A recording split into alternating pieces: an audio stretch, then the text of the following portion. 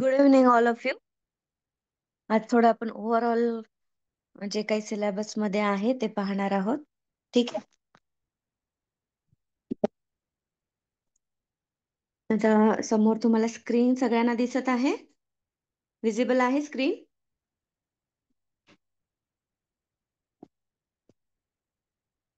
मानसशास्त्राच्या प्रमुख व्याख्यापासून आपण स्टार्ट करणार आहोत. हम्म? आणि वन बाय वन जे काही आपण आतापर्यंत घेतलेलं आहे ते थोडं फास्ट मध्ये घेऊया. ठीक आहे. आता मानसशास्त्र याचा अर्थ काय? पेपरची प्रॅक्टिस झाली. मला मला काय वाटतं की थोडंसं ओव्हरऑल आपण घेतलं का म्हणजे सगळंच कव्हर होऊन जाईल 1-2 दिवसामध्ये. तुमचाही पूर्ण सिलेबस कव्हर होईल. क्वेश्चन आन्सर घेतले की तेवढा टाइम मग 30-40 क्वेश्चन होतात, नाही का? तर त्यामुळे आपण क्वेश्चनची प्रॅक्टिस ऑलरेडी आधी घेतलेली आहे. म्हटलंच नंतर एखादा सेशन आपण क्वेश्चनवर पण घेऊयात. ठीक आहे. आता जेवढं काही आपण आतापर्यंत बघितलेलं आहे तर ते थोडं सारांश रूपामध्ये आपण इथे बघणार आहोत. तर मानसशास्त्राच्या व्याख्या आपण बघितल्या होत्या. तर आता जे काही मानसशास्त्राचा उगम आहे, तर मानसशास्त्र याला इंग्रजीमध्ये सायकोलॉजी असं म्हणलं जातं. ठीक आहे. तर हा जो काही शब्द आहे सायको आणि लोगस या 2 शब्दापासून तयार झालेला आहे. ग्रीक शब्दापासून तयार झालेला आहे. तर सायको म्हणजेच आत्मा आणि लोगस म्हणजे शास्त्र. आत्माचे अभ्यास करणारे शास्त्र ते मानसशास्त्र, अशी पहिल्यांदा व्याख्या ही तयार झालेली आहे. म्हणजेच पहिली जी व्याख्या आहे की ती अरिस्टॉटल या मानसशास्त्रज्ञांनी सांगितलेली आहे. पहा, या तत्वज्ञांनी सांगितलं आहे काय, तर आत्म्याचा अभ्यास करणारे शास्त्र ते मानसशास्त्र. ठीक आहे. अरिस्टॉटल यांनी एक ग्रंथ लिहिला आहे, तर तो डी ॲनिमा नावाचा पहिला ग्रंथ आहे आणि त्याच्यामध्ये त्यांनी आत्म्यासंबंधी अभ्यास करणारे शास्त्र ते मानसशास्त्र हे सांगितलेलं आहे. ठीक आहे. त्याच्यानंतर मग नंतरची जी काही व्याख्या आहे तर ती आहे मनाची. की मानसशास्त्र म्हणजेच मानवी मनाचे अनुभव निश्चित व वर्तनात्मक शास्त्र आहे. की मॅकडुगल यांनी ही व्याख्या केलेली दिसून येते. त्याच्यानंतर नेक्स्ट आहे विल्यम वुंट यांनी केलेली व्याख्या आहे मानसशास्त्र म्हणजे बोधात्मक अनुभवाचे किंवा जाणीवेचे शास्त्र. ठीक आहे. आता 1879 मध्ये विल्यम वुंट यांनी काय केलंय, जर्मनीमध्ये लिप्झिग या ठिकाणी मानसशास्त्राची पहिली प्रयोगशाळा त्यांनी स्थापन केली आहे. असा पण क्वेश्चन विचारला जाऊ शकतो की मानसशास्त्राची पहिली प्रयोगशाळा कुठे स्थापन झाली आहे आणि ती कोणी केली आहे. तर लक्षात ठेवा, विल्यम वुंट या मानसशास्त्रज्ञाने जर्मनीमध्ये लिप्झिग या ठिकाणी मानसशास्त्राची पहिली प्रयोगशाळा स्थापन केली आहे. आता यामध्ये तसेच प्रायोगिक मानसशास्त्राचे जनक असं देखील विल्यम वुंट यांना म्हणलं जातं. त्यानंतर नेक्स्ट पहा, सिगमंड फ्रॉइड यांनी कुठली व्याख्या केली, मानसशास्त्र म्हणजे बोधावस्थेचा अभ्यास करणारे शास्त्र आहे. ही मानसशास्त्राची व्याख्या सिगमंड फ्रॉइड या मानसशास्त्रज्ञांनी केलेली आहे. ठीक आहे. त्याच्यानंतर नेक्स्ट आहे वॉटसन, जॉन बी वॉटसन यांच्या मते काय, मानसशास्त्र म्हणजे वर्तनाचा अभ्यास करणारे शास्त्र होय. ही वॉटसन यांनी व्याख्या केलेली आहे. नेक्स्ट आहे पहा वुडवर्थ, व्यक्तीचे वर्तन म्हणजे परिसराच्या संबंधातून घडून येणारे व्यक्तीची प्रतिक्रिया. ही वुडवर्थ यांची व्याख्या आहे. त्याच्यानंतर स्किनर स्किनर यांचं काय मत आहे की मानसशास्त्र हे वर्तन आणि अनुभवांचे विज्ञान होय. अशा ह्या मानसशास्त्राच्या व्याख्या केलेल्या आपल्याला दिसून येतात. त्याच्यानंतर नेक्स्ट बघूया आपण आता मानसशास्त्राच्या अभ्यासाच्या काही पद्धती आहेत. आपण बघितलंय, पहिल्यांदा जी काही पद्धत आहे ती आत्मनिरीक्षण पद्धती, त्याच्यानंतर सर्वेक्षण पद्धती, प्रायोगिक पद्धती आणि जिवंत वृत्तांत पद्धती या मानसशास्त्राच्या पद्धती आहेत. आता आत्मनिरीक्षण पद्धतीमध्ये आपण काय पाहिलं, तर स्वतःमधील जे काही दोष आहे याचे निवारण यामध्ये करता येतं आणि याचे जे काही पुरस्कर्ते आहे ते विल्यम वुंट आणि टिचनेर आहेत. त्याच्यानंतर नेक्स्ट आहे सर्वेक्षण पद्धती. आता जी काही सर्वेक्षण पद्धती आहे तर ती कशासाठी उपयोग होतो या सर्वेक्षण पद्धतीचा, तर एखाद्या मोठ्या समूहाचं वर्तन काही प्रसंगामध्ये कसं घडतं त्याचा अंदाज काढण्यासाठी सर्वेक्षण पद्धती अत्यंत उपयुक्त आहे. मोठ्या समूहाचा अभ्यास करण्यासाठी सर्वेक्षण या पद्धतीचा आपण उपयोग करत असतो. त्याच्यानंतर प्रायोगिक पद्धती. आता प्रायोगिक पद्धती ही वर्तनाचा अभ्यास करणारी कशी आहे, शास्त्रशुद्ध आणि वस्तुनिष्ठ पद्धती असलेली आपल्याला दिसून येते. यामधील जे काही निष्कर्ष काढले जातात ते कसे असतात पहा, की विश्वसनीय असतात. त्याच पद्धतीने यामध्ये असं सांगता येतं की ही पद्धत पूर्वनियोजित आहे. यामध्ये प्रयोजक असतो आणि तो प्रयोजक तज्ञ असावा लागतो. ठीक आहे. त्याच पद्धतीने आपल्याला यामध्ये असं सांगता येतं की ही पद्धत अतिशय खर्चिक आहे, वेळखाऊ आहे. या देखील आपल्याला मर्यादा सांगता येतात या प्रायोगिक पद्धतीने. पण याच्यामध्ये जे काही निष्कर्ष निघतात ते वस्तुनिष्ठ स्वरूपाचे असतात आणि अधिक विश्वसनीय स्वरूपाचे असतात. हे महत्वाचा भाग आहे. त्यानंतर नेक्स्ट आहे पहा, जीवन वृत्तांत पद्धती. आता जीवन वृत्तांत पद्धतीमध्ये काय, व्यक्ती असेल किंवा समूह यांचा सखोल अभ्यास करण्यासाठी तसेच अपसामान्य वर्तनाचा अभ्यास करण्यासाठी ही पद्धत अतिशय उपयुक्त आहे. अपसामान्य म्हणजे काय, ॲबनॉर्मल ज्या काही गोष्टी आहेत तर त्यांचा अभ्यास करण्यासाठी जीवन वृत्तांत पद्धतीचा वापर केला जातो. म्हणजेच यामध्ये व्यक्तीचा सखोल अभ्यास करण्यासाठी ही जीवन वृत्तांत पद्धती वापरली जाते. पहा काय आहे, एकंदरीत नावातच लक्षात येतं जीवन वृत्तांत. एखाद्या व्यक्तीचा संपूर्ण इतिहास वगैरे घेऊन मग त्यामागची कारण, की एखादी व्यक्तीचं वर्तन तसं का असतं किंवा काही मानसिक आजार कशामुळे झालेले आहेत या संदर्भात जीवन वृत्तांत पद्धतीमध्ये अभ्यास केला जातो. त्याच्यानंतर नेक्स्ट पहा,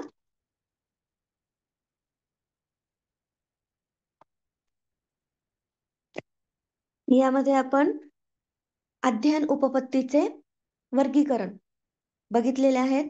साहचर्यवादी अध्ययन उपपत्ती, ज्ञानात्मक अध्ययन उपपत्ती आणि आधुनिक अध्ययन उपपत्ती या काही उपपत्त्या आपण बघितलेल्या आहेत.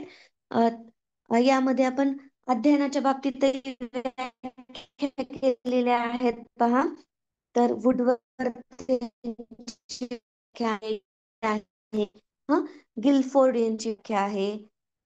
तर ह्या व्याख्या जर तुम्ही 2-3 वेळेस जर वाचून काढल्या तर लक्षात तुमच्या.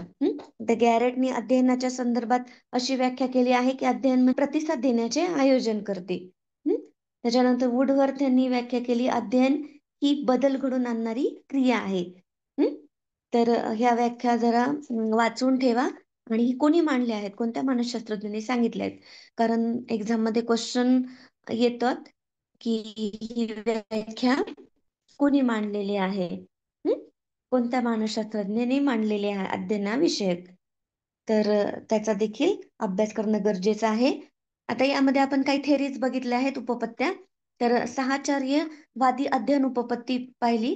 याच्यामध्ये आपण थॉर्नडाईक यांची संयोजनवादी उपपत्ती, त्याच्यानंतर पावलोव यांची अभिजात अभिसंधान उपपत्ती, स्किनर यांची साधक अभिसंधान उपपत्ती यांचा, वॉटसन यांची वर्तनवादी, गुथ्री यांची उपपत्ती, हल ची पद्धतशीर वर्तन उपपत्ती आपण बघितलेली आहे. तरी पण आपण एक शॉर्ट मध्ये बघूया की थॉर्नडाईक यांनी काय सांगितलेलं आहे त्यांच्या थेरीमध्ये किंवा उपपत्तीमध्ये.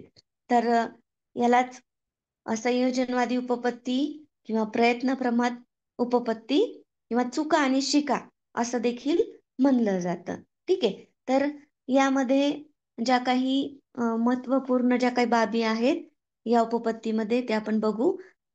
तर चेतक आणि प्रतिसाद यांच्यामधील परस्पर संबंध निर्माण होणे हा या उपपत्तीचा पाया आहे. कोणत्या उपपत्तीबद्दल सांगत आहे मी? थॉर्नडाईक यांच्या उपपत्ती. आणि या उपपत्तीमध्ये त्यांनी मांजर या प्राण्यावर, म्हणजे ते पण मांजर कसं आहे, भुकेलं जे मांजर आहे त्यावर प्रयोग केलेला आपल्याला दिसून येतो पहा.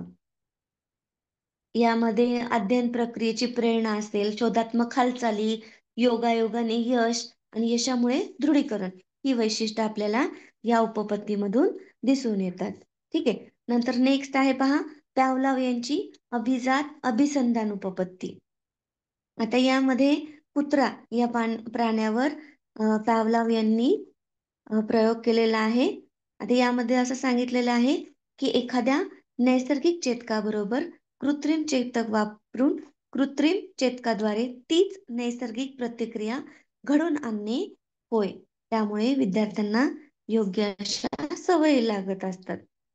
कुत्र्यावर प्रयोग केलेला आहे. याच्यामध्ये आपण प्रयोग बघितलेला आहे. घंटा असते, घंटा नाद केला जातो, त्याच्यानंतर कुत्र्याला अन्न म्हणून खायला दिलं जाते, नाही का? त्याच्या दोघांमध्ये साहचर्य निर्माण होते आणि जी अन्नाला जी काही प्रतिक्रिया द्यायची आहे तर ती कुत्रा म्हणजे कृत्रिम चेतकाला, म्हणजेच घंटी वाजलीच की लगेच लाळ उत्पादन करण्याची प्रक्रिया त्याच्यामध्ये दिसून येते.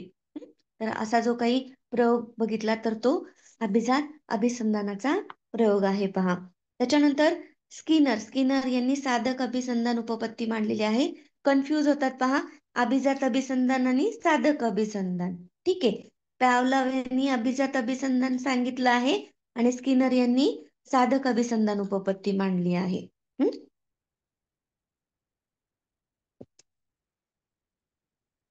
नेक्स्ट आता स्किनरनी काय सांगितलेलं आहे की साधक अभिसंधान ही एक अशी प्रक्रिया आहे की ज्याद्वारे इंद्रियांच्या मुक्तपणे होणाऱ्या वर्तनाचे विशिष्ट प्रतिसादाच्या साहाय्याने दृढीकरण केलं जातं. आता स्किनरनी कशावर प्रयोग केलेला आहे पहा, तर कबूतर आणि उंदीर या एक पक्षी आणि एक प्राणी याच्यावर प्रयोग केलेला आहे. आता याच्यामध्ये महत्वाच्या ज्या काही संकल्पना आहेत, तर एक पायरी, ताबडतोब पडताळा, सक्रिय प्रतिसाद ही तत्व यामध्ये महत्वाची आहेत. क्रमान्वित अध्ययन हे साधक अभिसंधानावर आधारलेले आहे. त्याच्यानंतर नेक्स्ट आहे पहा, वॉटसन यांची काय वर्तनवादी उपपत्ती. आता वॉटसन हा मानसशास्त्राचा वर्तनवादी दृष्टिकोन मांडला आहे. संदर्भात स्पष्टीकरण केले आहे. शारीरिक वर्तनाशी जोडण्याचा प्रयत्न त्यांनी केला आहे. ठीक आहे. काय केलं आहे? मानसिक प्रक्रियेचे स्पष्टीकरण शारीरिक वर्तनाशी जोडण्याचा वॉटसन यांनी प्रयत्न केलेला आहे. ही त्यांची उपपत्ती आहे. तर गुथ्री यांची उपपत्ती आहे. तर त्यांनी काय सांगितलेलं आहे की चेतन व चलन यांच्यामध्ये अभिसंधान होते, त्यालाच आपण अध्ययन म्हणतो. चेतक साधक होत असताना हे चेतकाच्या निगडीत असते. त्यामुळे चेतक पुन्हा साधक की त्याच चलनाची पुनरावृत्ती होते. तर त्याद्वारे अध्ययन घडत असतं. असं गुथ्री यांनी म्हणलेलं आहे. त्याच्यानंतर हॉल यांची उपपत्ती देखील आपण बघितलेली आहे पहा. नेक्स्ट आहे, हल यांनी काय सांगितलेलं आहे? क्लार्क हल यांनी SOR सूत्र विकसित केले आहे.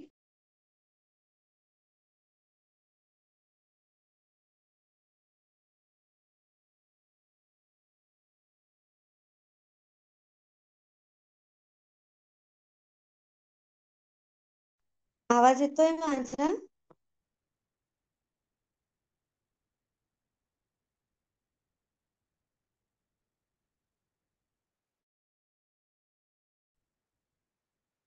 आवाज येत? येस नो काहीतरी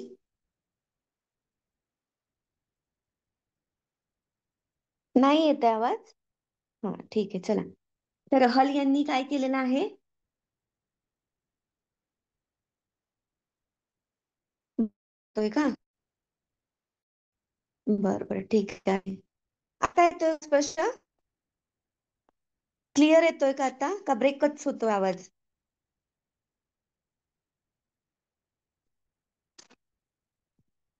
ठीक आहे, ब्रेक झाला जेव्हा होईल, आवाज क्लिअर नसेल तर तेव्हा थोडा मेसेज टाकला तर माझ्या लक्षात येईल.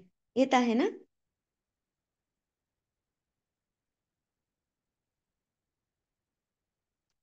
तर क्लार्क हल यांनी सांगितलेलं आहे बघा, की त्यांनी SOR हे सूत्र विकसित केलं आहे. त्याच्यानुसार चेतक आणि विशिष्ट इंद्रियांवर परिणाम करतो. यामध्ये गरजेला महत्व देण्यात आलं आहे. ठीक आहे, ही उपपत्ती आहे. त्याच्यानंतर गेस्टाल्ट कोहलर यांची समाकार उपवादी उपपत्ती. यामध्ये कोहलर यांनी चिंपांझी या प्राण्यावर काय केलेलं आहे पहा, प्रयोग केलेला दिसून येतो. आणि त्यांनी कोणती हे मांडलेली आहे? समाकारवादी उपपत्ती मांडलेली आहे. ठीक आहे, कोणी याचा देखील प्रश्न विचारले जातात. नेक्स्ट बघूया आपण. गॅग्ने, टॉलमन, आसुबेल, ब्रुनरची ध्यानात्मक उपपत्ती, ह्या उपपत्त्या आपण बघितलेल्या आहेत. डिटेलमध्ये सांगायचं आहे का? हम्म? फक्त नाव जरी तुम्ही लक्षात ठेवले ना, तरी म्हणजे कोणी कोणती उपपत्ती मांडली आणि कोणत्या प्राण्यांवर, आणि त्याच्यामधून त्यांनी काय सांगितलेलं आहे, हे जरी लक्षात आलं तर होऊन जाईल. हम्म? आता जी काही गेस्टाल्ट किंवा कोहलरची उपपत्ती आहे, त्यांनी मर्मदृष्टीमूलक सिद्धांत हा मांडला आहे. ठीक आहे, म्हणजे जे काही अध्ययन आहे तर ते मर्मदृष्टीद्वारे प्राप्त होतं. असं कोहलर यांचं मत आहे. ठीक आहे, नेक्स्ट. आता गॅग्नेची उपपत्ती, गॅग्ने यांनी काय सांगितलेलं आहे, की स्तर सांगितले आहेत त्यांनी अध्ययनाचे. 8 चढत्या क्रमाने स्तर असे मांडलेले आहेत. कोणते? की सोप्याकडून कठीणाकडे क्रमाक्रमाने चढत जाणे, खालच्या पातळीला अध्ययनाचे संस्कार पक्के होणे, पूर्वतयारी चांगली झाली की व्यक्ती पुढील पातळीवर अध्ययन करण्यासाठी सक्षम, असं गॅग्नेची श्रेणीबद्ध उपपत्ती आहे. तसेच टॉलमन यांची संकेतवादी उपपत्ती आहे. नेक्स्ट बघूया आता आपण. बांदुरा यांची सामाजिक अध्ययन उपपत्ती, ते देखील महत्वाचे आहे पहा, की यामध्ये काय सांगितलेलं असतं, की अध्ययनार्थी आदर्शाच्या शोधत असतो नेहमी. तो काय करतो, की निरीक्षण करतो आणि जे काही आदर्श दिसतील तर त्या वर्तनाचे तो अनुकरण करतो, असं बांदुरा, अल्बर्ट बांदुरा यांनी सांगितलेलं आहे. ठीक आहे, चला नेक्स्ट बघूया. हेच आहे की जी काही प्रयत्न प्रमाद उपपत्ती आहे, त्यांनी कोणत्या, थॉर्नडाईक यांनी सांगितलेली उपपत्ती, तर त्यांनी कोणत्या प्राण्यावर प्रयोग केले, तर मांजर. त्याच्यानंतर अभिजात अभिसंधान उपपत्ती ही पॅवलॉवची आहे आणि कुत्र्यावर त्यांनी प्रयोग केलेला आहे. साधक अभिसंधान स्किनर यांनी मांडली आहे आणि कबूतर आणि उंदीर यावर त्यांनी प्रयोग केलेला आहे. आता मर्मदृष्टी अध्ययन उपपत्ती कोहलर यांनी मांडली आहे आणि चिंपांझी नावाचं माकड आहे त्याच्यावर त्यांनी प्रयोग केलेला दिसून येतो. समजलंय का सगळ्यांना? बरं, ठीक आहे. नेक्स्ट आहेत आता अध्ययन संक्रमणाच्या उपपत्त्या. अध्ययन संक्रमण आपण बघितलं होतं. या अध्ययन संक्रमण म्हणजे काय, तर एका विशिष्ट परिस्थितीमध्ये संपादित केलेले ज्ञान असेल, कौशल्य, वृत्ती दुसऱ्या परिस्थितीमध्ये उपयोग करणे, यास आपण अध्ययन संक्रमण असं म्हणलं होतं. ठीक आहे, आता अध्ययन संक्रमणाचे काही प्रकार पाहिले होते. कोणते आहेत, तर धनसंक्रमण, ऋण संक्रमण आणि शून्य संक्रमण. ठीक आहे,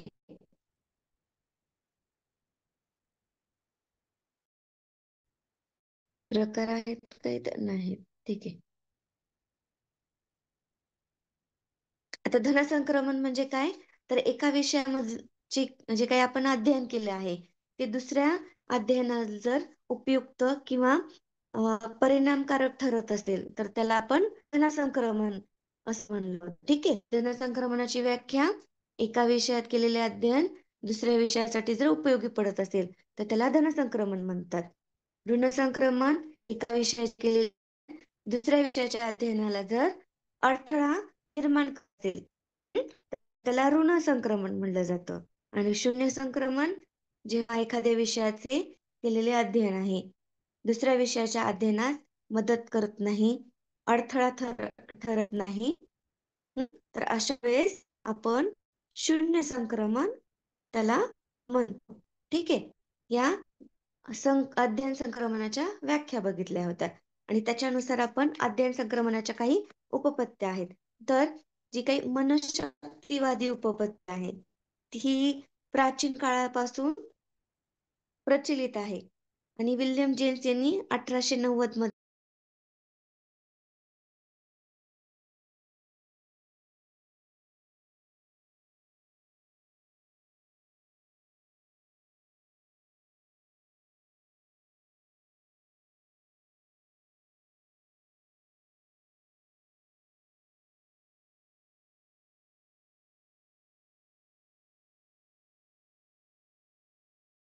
आता येतोय का आवाज?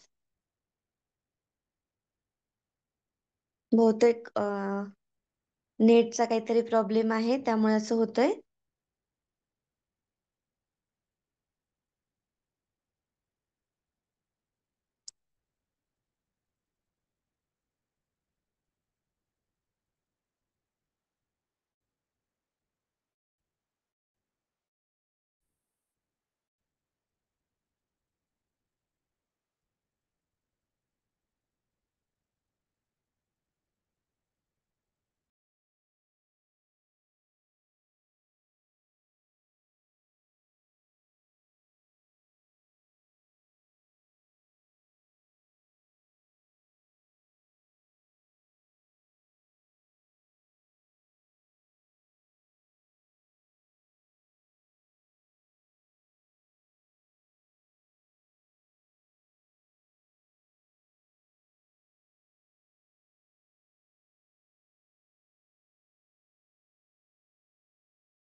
यामध्ये मानलं जातं अवबोध, अनुमान असेल, धारणा आहे यांचा विकास व्याकरणाच्या अध्ययनाने होतो. आता पण नाही येते आवाज? काहीच येत नाहीये. हॅलो, आता येतोय का आवाज? हॅलो. ठीक आहे. तर मनशक्तिवादी उपपत्ती नेक्स्ट आहे पहा, समान घटक उपपत्ती. थॉर्नडाईक यांनी मांडली होती. आता दोन अध्ययन येतोय आवाज, बरं ठीक आहे. आता या समान घटक उपपत्ती जी मांडली आहे थॉर्नडाईक यांनी, तर दोन समान अध्ययन परिस्थितीमध्ये विषय असतील, ज्ञान असेल, तंत्र, कौशल्य आणि उद्दिष्ट याच्यामध्ये जर समानता असेल तर अध्ययन संक्रमण होतं असं थॉर्नडाईक यांचं आहे. ठीक आहे. किंवा समान घटक उपपत्ती कोणी मांडली, तर थॉर्नडाईकनी मांडली असं देखील आपल्याला सांगता येते. नेक्स्ट, सामान्यीकरण उपपत्ती. आता जी काही सामान्यीकरणाची उपपत्ती आहे तर C.H. जड या मानसशास्त्रज्ञांनी मांडली आहे. तर त्यांचं असं म्हणणं आहे की अध्ययन संक्रमण हे फक्त विषयाच्या सारखेपणावर अवलंबून नसतं, तर काय केलं असतं, त्यातील जी काही तत्वे आहेत ती तत्वे शोधून सामान्यीकरण करणे यावर अवलंबून असतं. ठीक आहे. दोन अध्ययन पद्धतीमध्ये नुसते समान घटक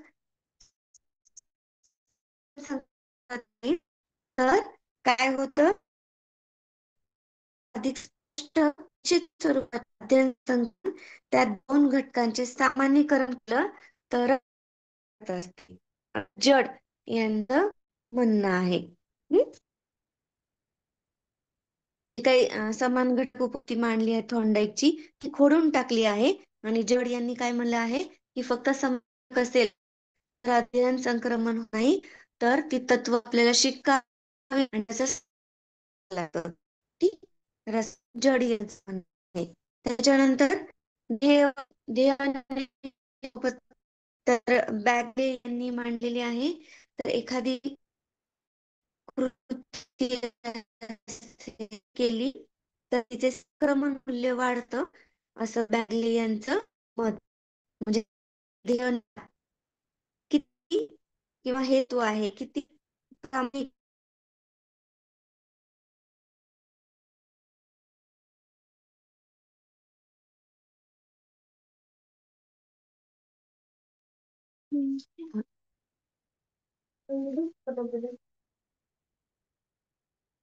आता येत असेल पहा आवाज. ब्रेक होतोय सारखाच.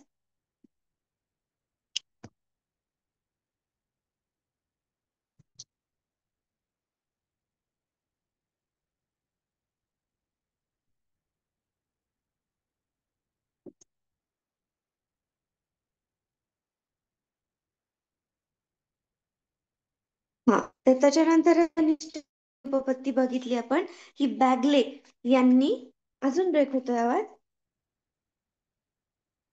तर मी बाहेर आले आता, तर एका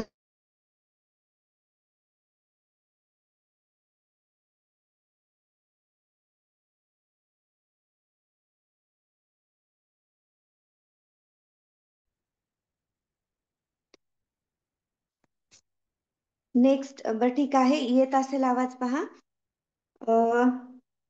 जी काही बॅगले यांची उपपत्ती आहे, यामध्ये आपण काय पाहिलं होतं, कशी आहे ती सहेतुक आणि ध्येयनिष्ठवादी उपपत्ती बॅगले यांनी मांडली आहे. ठीक आहे. त्याच्यानंतर पूर्णाकारवादी उपपत्ती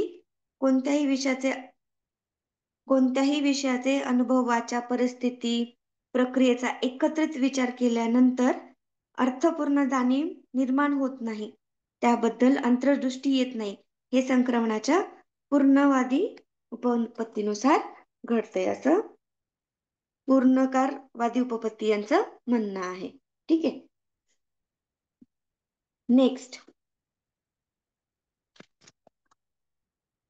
आता व्यक्तिमत्व आणि व्यक्तिभेद.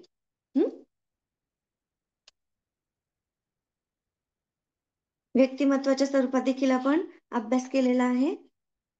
तर व्यक्तिमत्वाची व्याख्या नॉर्मन एल्मन यांनी सांगितले की व्यक्तिमत्व म्हणजे काय, तर शरीर रचना असेल, वर्तन विशेष, अभिरुची, अभिवृत्ती, कृती क्षमता, कर्तृत्व, कला विशेष यांचे वैशिष्ट्यपूर्व गुंफण म्हणजेच व्यक्तिमत्व. नॉर्मन एल्मनची व्याख्या आहे.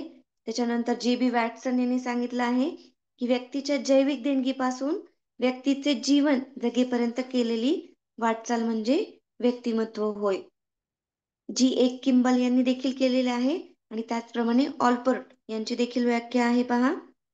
किंबल काय म्हणतात, व्यक्तीचे इतरांहून वेगळे दाखवणारे आणि त्याच वेळी इतर व्यक्ती व त्या व्यक्तीशी कसे वागतात हे निश्चित करणारे स्थिर स्वरूपाच्या वैशिष्ट्याचे सामान्य संघटन म्हणजे व्यक्तिमत्व होय. नेक्स्ट, आल्पोर्ट यांनी केलेले आहे की व्यक्तीचे परिस्थितीशी वैशिष्ट्यपूर्ण समायोजन निर्धारित करणाऱ्या तिच्या मनोशारीरिक यंत्रणेच्या गतिशील संघटनेला व्यक्तिमत्व असं म्हणलं जातं. या देखील लक्षात ठेवणं महत्वाचं आहे. क्वेश्चन यामध्ये देखील विचारले जातात.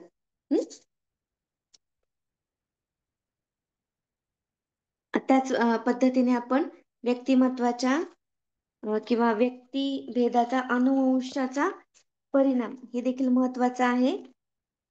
तर मेंडेल या मानसशास्त्रज्ञांनी अनुवंशासंदर्भात संशोधन केले आहे आणि काही त्यांनी नियम मांडले आहेत. कोणी केलेलं आहे?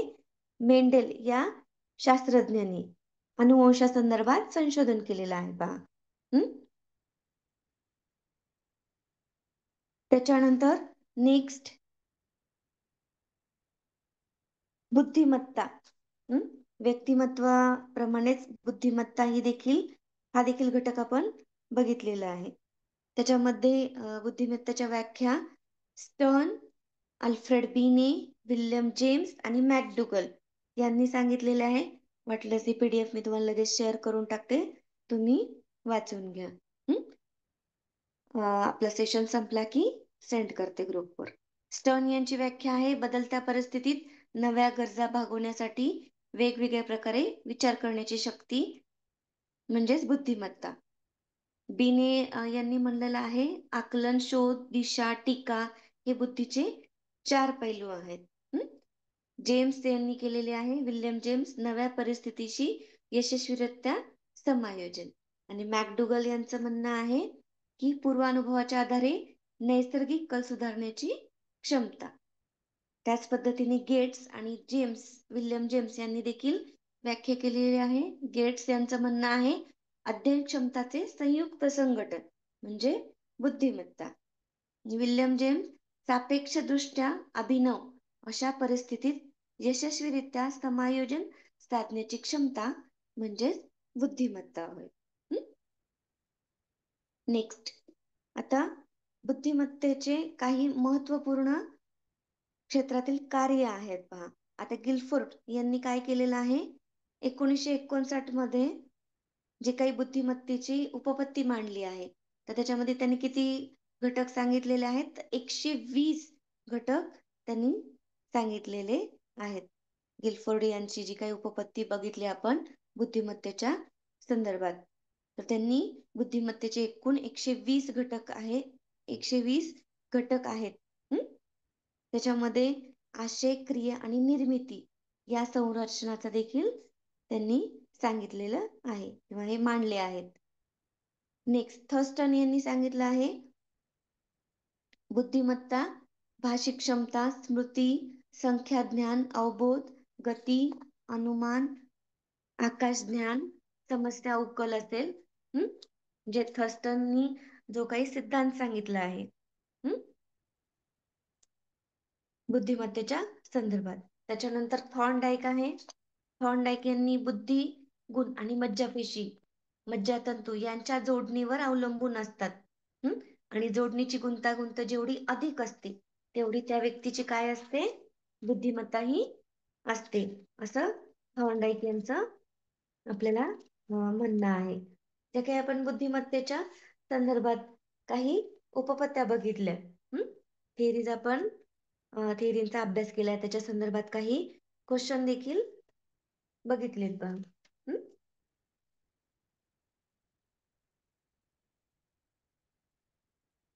नेक्स्ट आहे पहा, थर्स्टन यांना काय म्हणतात पहा, अनेक घटक सिद्धांत असं देखील म्हणतात. बुद्धिमत्तेचा अनेक घटक सिद्धांत त्यांनी मांडला आहे किंवा प्राथमिक मानसिक क्षमता सिद्धांत असं देखील म्हणलं जातं थर्स्टन यांचं. त्याच्यानंतर जे काही थॉर्नडाईक आहे, तर त्यांनी असं सांगितलं आहे की बुद्धिमत्ता ही अनेक स्वतंत्र घटकांना बनलेली आहे. ठीक आहे. आणि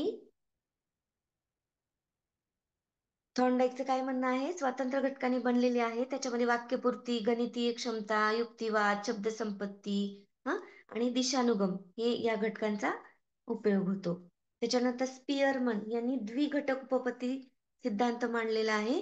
आता स्पियरमनचं म्हणणं काय आहे की 2 घटक महत्वाचे आहेत, G आणि S, विशिष्ट फॅक्टर आणि म्हणजे हे सामान्य घटक आणि विशिष्ट घटक, जनरल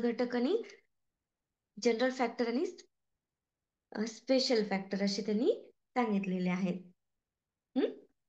बुद्धिमत्तेच्या संदर्भामध्ये द्विघटक सिद्धांत हा स्पियरमन यांनी मांडलेला आहे. ठीक आहे.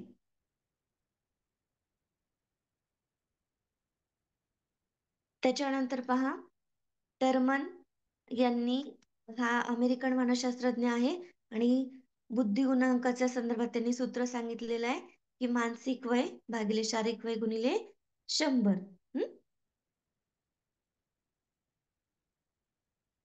त्याच्यानंतर बुद्धिमापनास संबंधित दृक्प्रतिमांची जी काही स्पष्टता तपासण्याची पद्धत या मानसशास्त्रज्ञांनी शोधून काढली आहे. नेक्स्ट, बिनेचं देखील आपल्याला असं सांगता येतं की बुद्धिमापन क्षेत्रामध्ये किंवा जे काही बुद्धिमापनाच्या चाचण्या आहेत तर ते अल्फ्रेड बिने यांनी काढलेल्या दिसून येतात आपल्याला. ठीक आहे.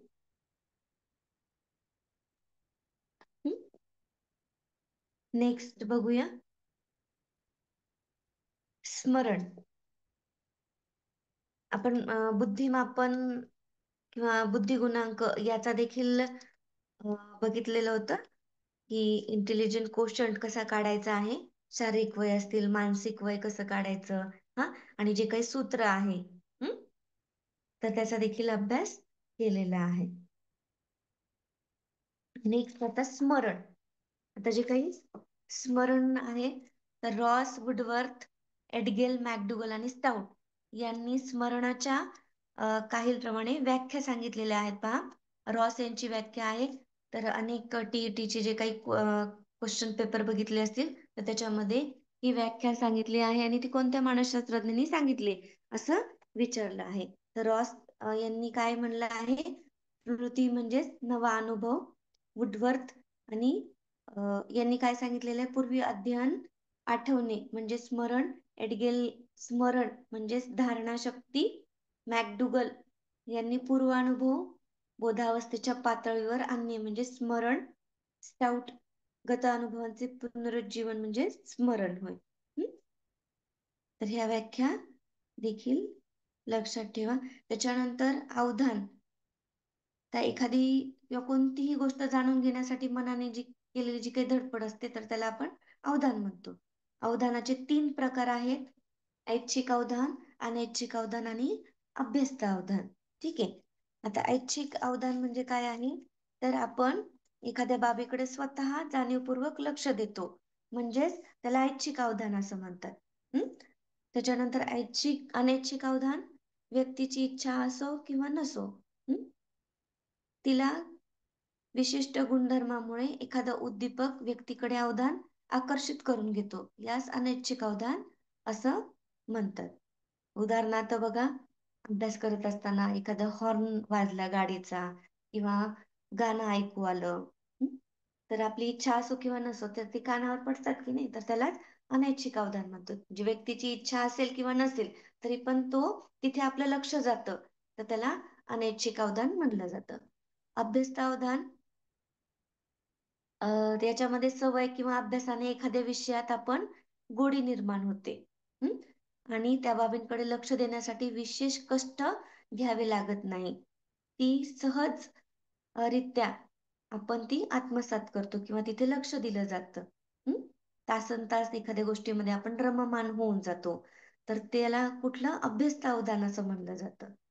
जे काही संशोधक आहेत किंवा चित्रकार आहेत, गायक आहेत, तासन तास किंवा कवी आहेत, तर तासन तास एकाच गोष्टीमध्ये रममान झालेले असतात तर त्यांचं जे काही अवधान आहे तर ते अभ्यस्त अवधान सांगता येतं. ठीक आहे. नेक्स्ट, त्या अवधानाचे काही वैशिष्ट्ये देखील बघितलेले आहेत आपण. तर ही निवडक प्रक्रिया आहे. अवधानामुळे ज्ञानग्रहण व आकलन होतं. बाह्य गोष्टींवर एकाग्र होतो तसेच आंतरिक बाबींवरही लक्ष केंद्रित होतं. अवधान नियंत्रित करणाऱ्या बाबींमध्ये आवर्तन हा घटक महत्वाचा आहे. तर ही अध्ययनाची वैशिष्ट्ये बघता येतात. त्याच्यानंतर महत्वाचं आहे पहा संवेदना. त्या संवेदनाच्या संदर्भात आपल्याला बघायचं झालं तर बाह्य उद्दीपकासंबंधी मज्जातंतू मार्फत मेंदूकडे पोहोचवल्या जाणाऱ्या प्राथमिक स्वरूपाची मानसिक प्रक्रियेला आपण संवेदना असं म्हणतो. संवेदना म्हणजे काय, थोडक्यात जाणीव होणे म्हणजे संवेदना. ठीक आहे. ही प्राथमिक स्वरूपाची मानसिक प्रक्रिया आहे. जी काही पंचज्ञानेंद्रिय आहेत आपले, त्या पंचज्ञानेंद्रियापासून जे काही प्राथमिक स्वरूपाची मेंदूला माहिती मिळते, तर त्याला संवेदना असं म्हणतो. आता याच्यामध्ये संवेदना निर्माण होण्यासाठी कुठल्या बाबी आवश्यक आहे, की बाह्य उद्दीपकाची गरज असते, सक्षम ज्ञानेंद्रियाची देखील गरज असते आणि मज्जासंस्थेची देखील गरज असते. ठीक आहे. काय आलंय? अवधान म्हणजे अटेन्शन. ठीक आहे, लक्ष केंद्रित करणे, अवधान म्हणजे. हम्म.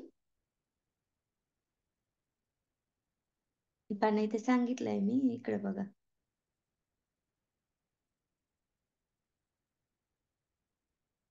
कोणतीही गोष्ट जाणून घेण्यासाठी मनाने केलेली धडपड म्हणजेच अवधान. फोकस, अटेन्शन म्हणजेच अवधान. ठीक आहे.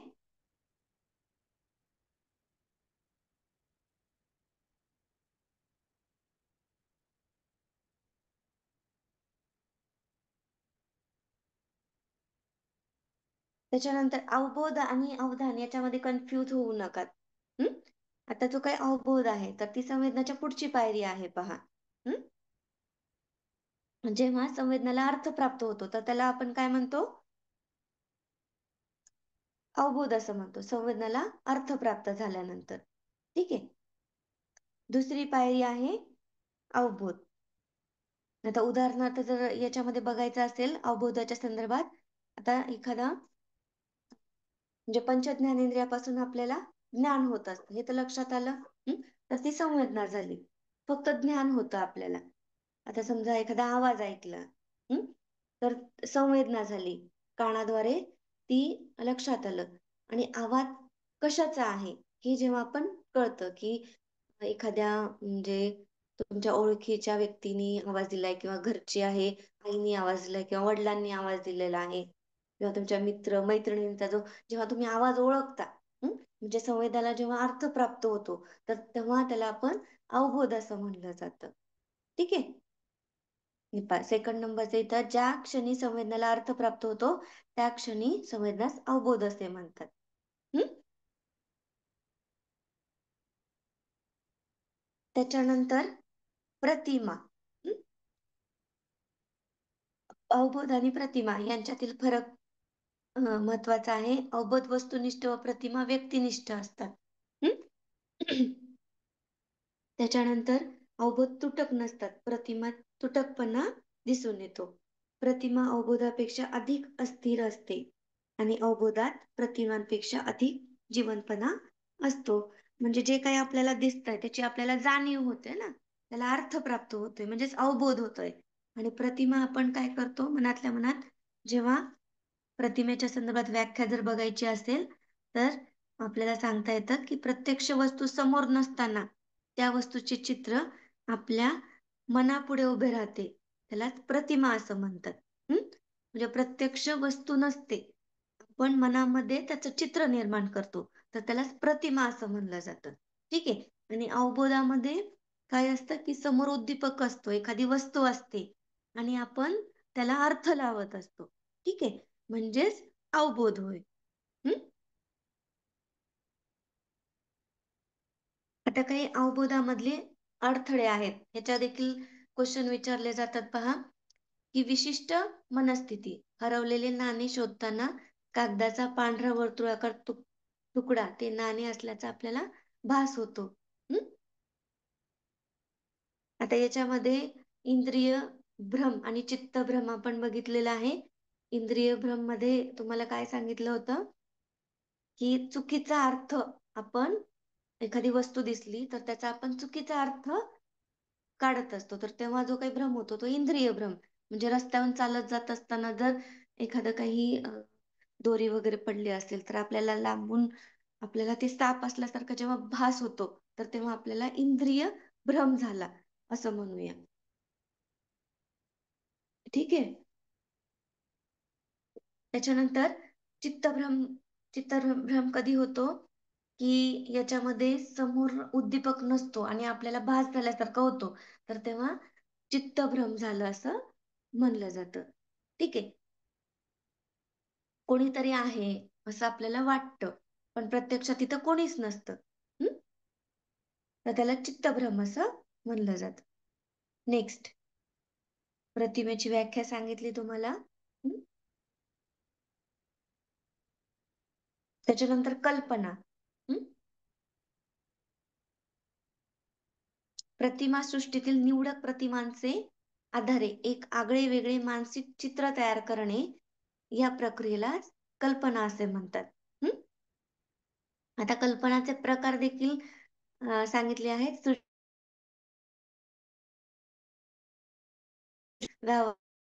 सौंदर्यनिष्ठ कल्पना, अनिर्बंध कल्पना आणि अनुकरणात्मक कल्पना. ठीक आहे. जे काही कवी, लेखक, कलाकार आहेत, तर त्यांच्या ज्या काही कल्पना असतात, त्या सृजनशील कल्पना असतात. नवीन सृजनशील म्हणजे नवीन निर्मिती. हं? पुनरुत्पादित कल्पना म्हणजेच हे आपण सगळं बघितलेलं आहे पहा. हं? व्यक्तीला लहानपणी एखाद्या शिक्षकाने शिकवली कविता तेव्हाचा प्रसंग जशास तसा आठवणे. पुनरुत्पादित कल्पना म्हणजेच काय? जो काही एखादा प्रसंग आहे, आपण अनुभव घेतलेला आहे आणि तो परत जसाचा तसा आठवणे म्हणजेच पुनरुत्पादित कल्पना. तर व्यावहारिक कल्पना याच्यामध्ये काय? मूलभूत तत्वांच्या परिस्थितीचा आधार सोडता येत नाही. अशा वैज्ञानिक किंवा स्थापत्य शास्त्राच्या कल्पना ह्या व्यावहारिक कल्पनामध्ये येतात. ठीक आहे. सौंदर्यनिष्ठ वादक, नर्तक, कलाकार याच्यामध्ये जे काही सौंदर्य असतं तर त्यांना सौंदर्य कल्पना म्हणतात. अनिर्बंध कल्पना म्हणजे याला काय आहे की अ, जे काही आपण उदाहरण सांगतायत की पत्त्याचे बंगले बांधणे किंवा हवेत मनोरे उभारणे, परीकथा. हं? म्हणजे त्याला काही निर्बंधच असत नाही. अशा ज्या काही कल्पना असतात, तर त्याला अनिर्बंध कल्पना असं म्हणतात. हं? अनुकरणात्मक कल्पना, कादंबरी वाचत असताना त्याच्यातील पात्रे असतील, तर डोळ्यासमोर उभी राहतात. हं? तर अनुकरणात्मक कल्पना आपण त्याला म्हणतो.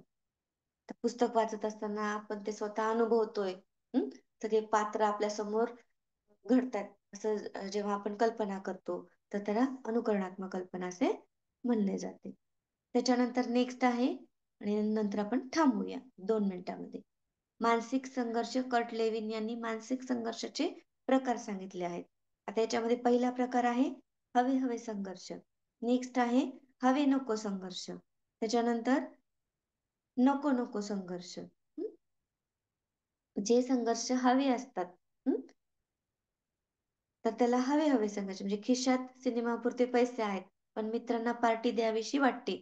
परंतु सिनेमा पाहण्याची इच्छाही सोडवत नाही. दोन्हीही काय वाटतात, की हवं असं वाटतात. हं? परंतु त्याच्यामध्ये एकच पर्याय निवडावा लागतो. तर तेव्हा जे काही संघर्ष आहेत, तर त्याला हवे-हवे असलेला संघर्ष असं म्हणलं. हवे नको संघर्ष, आवडता पदार्थ खावा वाटतो, पण पोटात जागा नकोही वाटतं. म्हणजे एखादी गोष्ट पाहिजे पण असते, पण त्याच्या काही डिसएडव्हांटेजमुळे ती नको पण वाटते. तर तेव्हा जो काही संघर्ष असतो, तर तो हवा नको संघर्ष असतो. नको नको संघर्ष याच्यामध्ये दोन्ही गोष्टी न आवडीच्या असतात. उदाहरणार्थ सांगितलेलं आहे, की अभ्यास पण करावासं वाटत नाही आणि परीक्षेमध्ये नापास पण व्हावंसं वाटत नाही. हे हे दोन्ही नको असतात. तरी पण एखादं आपल्याला अ, निवडावाच लागतो पर्याय. हं? तर हे कर्ट लेविन यांनी मानसिक संघर्षाचे प्रकार सांगितलेले आहेत. सर्जनशीलता की जे काही नवनिर्मिती त्याला म्हणूया क्रिएटिव्हिटी, सर्जनशीलता, नाविन्यपूर्ण, त्याच्यानंतर मूलक आणि अभिजात विचार करण्याची क्षमता म्हणजे सृजनशीलता. आणि त्याच्यामध्ये जे काही सर्जनशीलतेचे काही टप्पे आहेत, तर ते कोणते आहेत? पूर्वतयारी, उपवन किंवा पोषण, प्रकटन आणि पडताळा. हं? तर अशा रीतीने आपण जो काही झालेला भाग आहे, तर तो थोडक्यात रिवाइज केला आहे. ठीक आहे. हे पूर्णतः आपण शिकवलेलं आहे. हं? तुम्हाला काही डिटेल व्हिडिओ बघायचे असतील, तर ते सेव्ह पण असतील. हं? तुमच्या ग्रुपवर पाठवलेले आहेत. ते देखील बघू शकतात आणि ह्याची PDF देखील मी आता तुम्हाला सेंड करते. ठीक आहे? आपण इथे थांबूयात. काही अडचण आहे कोणाला? अडचण काही असेल तर विचारू शकतात. मी अनम्यूट करते.